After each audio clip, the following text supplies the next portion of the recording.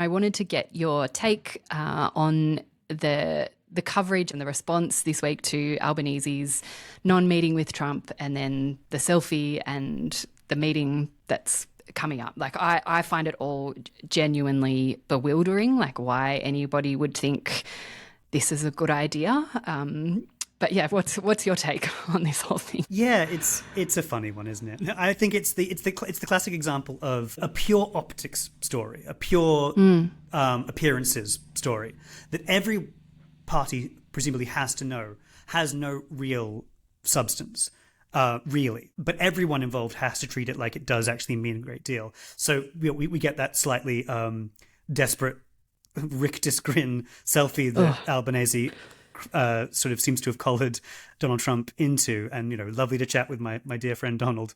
Caption: He cannot. I just like why anybody would think that is a good idea. Like, well, surely. Well, now he's put an end to the speculation, Emma. Yeah, no one's going to bring it up ever again. He's proven that they're on really good terms. He can live out the rest of his time as prime minister, safe in the knowledge that his reputation as a really close friend of Donald Trump is now secure. It is very silly, and I think that's the thing, is that he can't say what.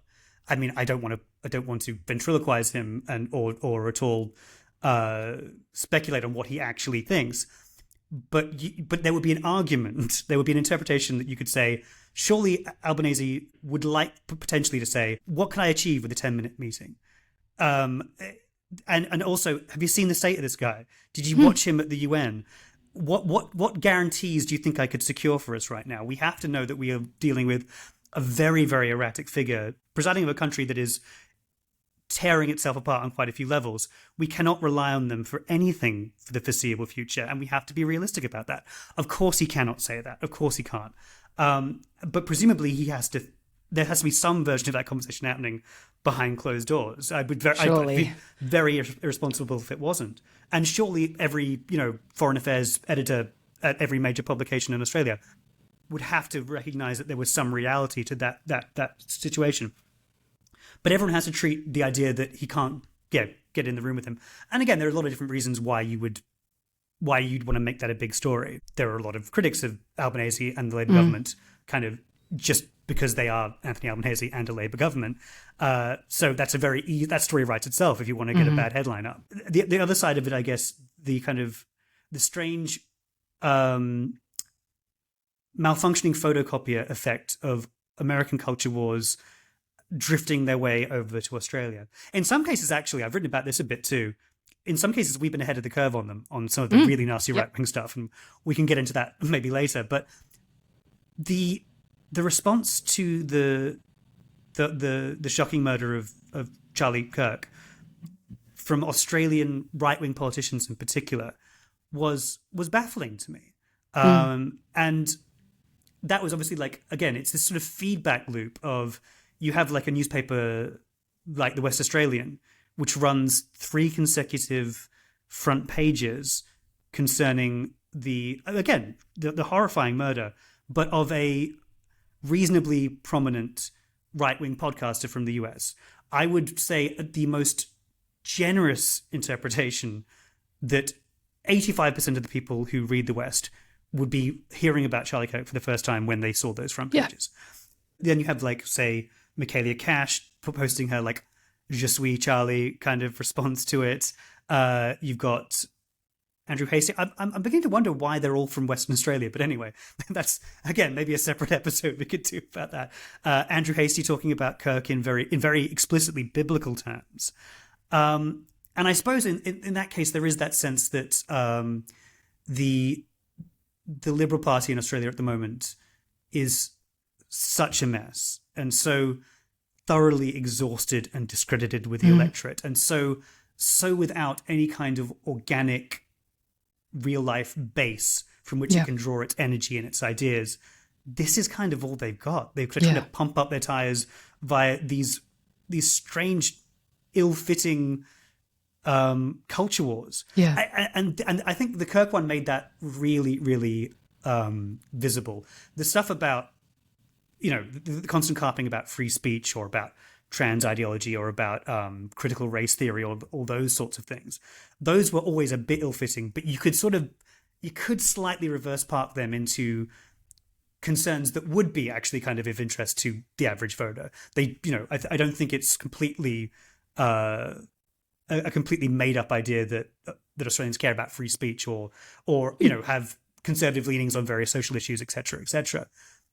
This didn't feel that way at all to me. This felt so genuinely desperate and grasping. Which I guess again is just a real reflection on the state that conservative politics in this country really finds itself in at the moment.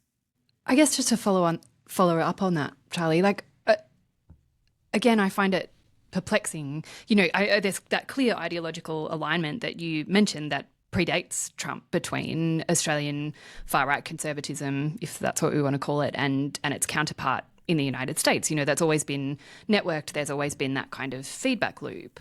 But I think we can take from the last federal election result in Australia that there isn't a huge constituency for that kind of politics in Australia. In some ways, at least, that election result was a repudiation of Trumpism, at least in part, certainly not in whole. So who do you think they think, who does Andrew Hastie think he's talking to with this kind of stuff? I don't. I mean, I genuinely don't know. I suppose it seems to me that it's almost the negative image of what we described with the Democrats flailing in the US is the idea that we just got the messaging wrong that time. If we can just recombine these elements in a way that's palatable and makes sense, we can show ourselves to be a new kind of conservative. We can write. I mean, and it is worth remembering that when Trump was first elected, a lot of people thought that was great news for the Liberal Party, that it was going to be the kind of hard right shift that was going to really propel a figure like Peter Dutton, who employs a lot of the similar rhetoric to a figure like Trump. It was going to propel him towards government. Now, the fact that, as you say, it's not as simple as A or B kind of ended up sinking them. It wasn't just Trump. It was also the fact that Peter Dutton could not keep on script for 5 seconds at a time, and no one quite knew what his policies on anything were. But